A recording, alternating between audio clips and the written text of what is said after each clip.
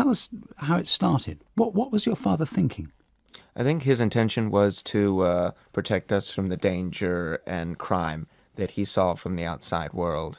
And he thought to do it in the best way he thought he could, which was keeping us in isolation, locked away from any interaction with any crime or danger happening outside our Did you go out at all? We went a couple of times a year, mostly in the summertime. We never went out in the winter or fall or spring. It was mostly summertime was the time to go out. And Narayana, as you grew up, what impact did that have on you? Well, when you're born and you're a child, you grow up. You just accept things as they are, as the norm. You accept your life as the norm. So for us, there was the outside world, and then there was the world in our apartment, and that was the norm for us. So we didn't really begin to.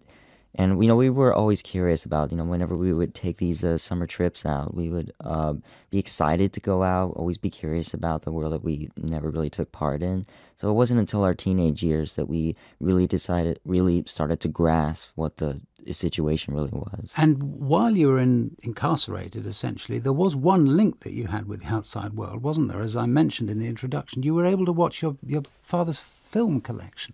Yes, so... movies were a window to our outside world.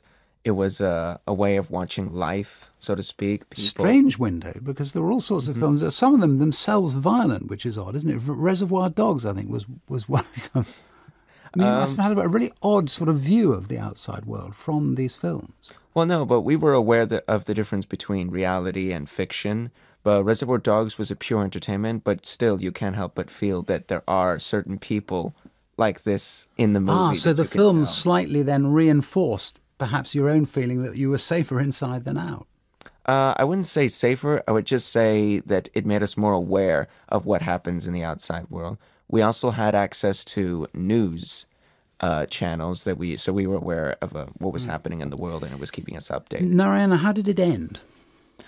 Well, at one point, when you enter your teenage years, it's the time of growth. It's the time of when you start to question things and start to rebel and, start to, be, it's time of confusion and everything. So at one point, I think we just felt we couldn't last much longer in there. So it was Mukunda who actually took the first step out. What did you do? I put on a mask and walked out my front door. Why did you put on a mask? I didn't want to get recognized by my dad.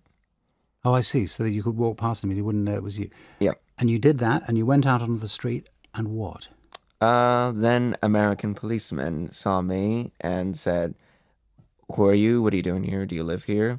And someone walking around in the neighborhood in a mask is basically saying, "I'm a criminal in New York City." So I wouldn't say anything because I wasn't used to talking to anybody. So they took me to a hospital. I stayed there for a week. I came back and I told my dad things are changing. And did he accept it? He did. Yeah, it was a complete power shift from then on, and it was surprisingly easy. What do you think the lasting impact has been on you, both of you?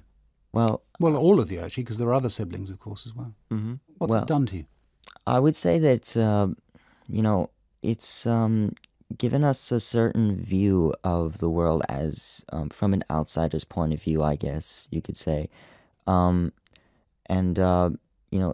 did help foster our creativity because when you have only so much space to do things, you have nowhere to go except deep into your mind. And that's such an unlimited place. There's so much that you can do, and the power of imagination is, limitless. And I think that's one opportunity that we had. Well, very good to talk to you both, Mukunda and Narayana Angulo. And the film is called The Wolfpack. This is the documentary that's been made about what happened to you. It is out in the UK on Friday at selected cinemas. Thanks both. Mm-hmm. Thank you so very much, Justin.